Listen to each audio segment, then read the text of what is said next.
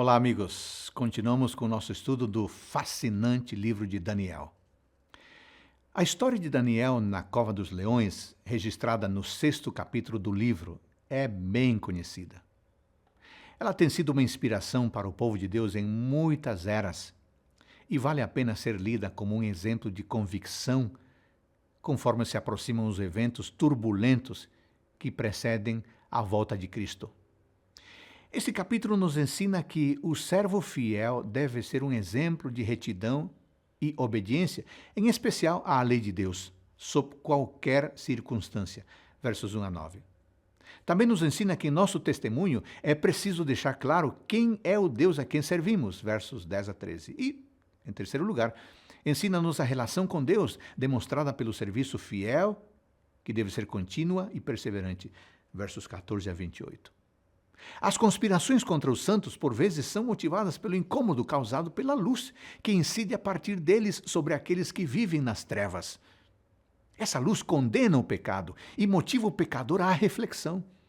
Não foi diferente quando os governadores persas tentaram se livrar de Daniel.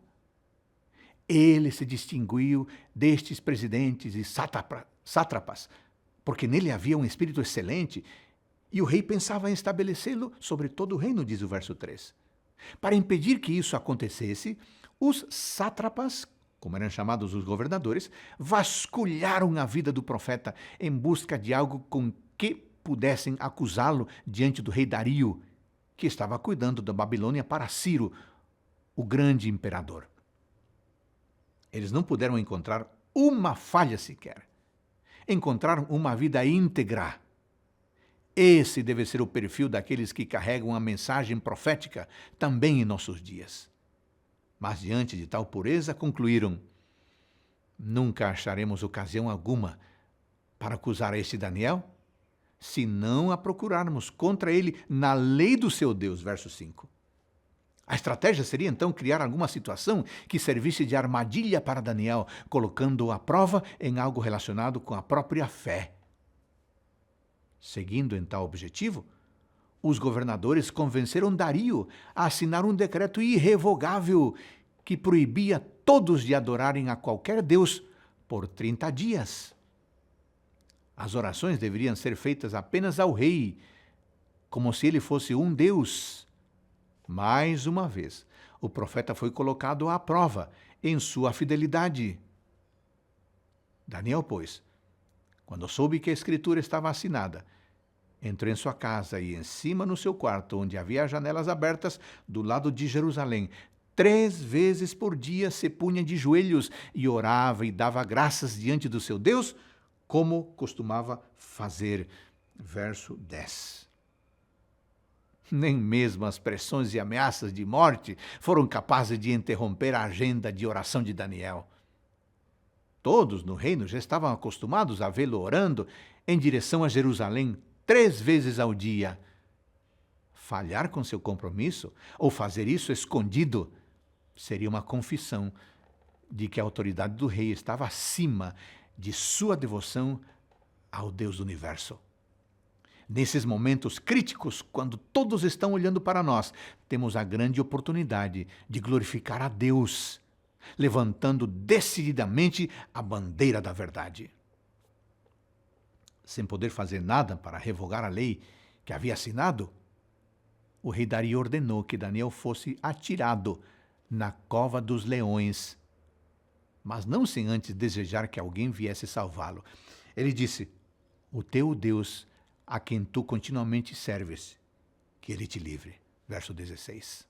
As palavras do rei eram um testemunho do currículo inquestionável de Daniel em seu persistente serviço a Deus. Na verdade, todos sabiam de sua firmeza de caráter. Até mesmo seus inimigos previam que ele não deixaria de orar a Deus no horário marcado.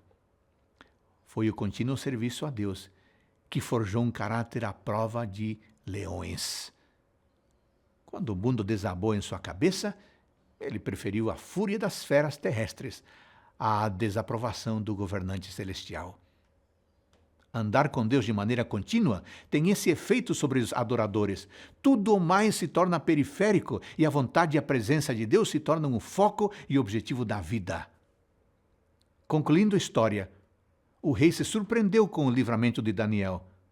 Um anjo foi enviado para proteger o profeta.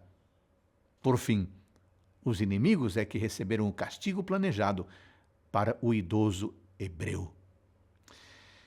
Amigos queridos, hoje existem muitas covas cheias de leões aguardando cristãos sinceros, mas também há muitos anjos preparados para cumprir o mandato do Senhor. Porém, mais importante do que ser protegido nas provas é, primeiro, rejeitar a desonestidade e a injustiça, cumprindo criteriosamente a lei de Deus. 2. Deixar claro quem é o Deus que merece ser adorado. E 3. Servir a Deus perseverantemente até que todos ao redor reconheçam isso, de maneira espontânea e sejam tocados por esse testemunho. Que você e eu possamos aprender com Daniel o que é ser fiel, mesmo em meio à mais intensa perseguição. Que tenhamos claro em nossa mente que a nós cumpre ser fiéis e deixar tudo nas mãos do Deus Altíssimo. Amém.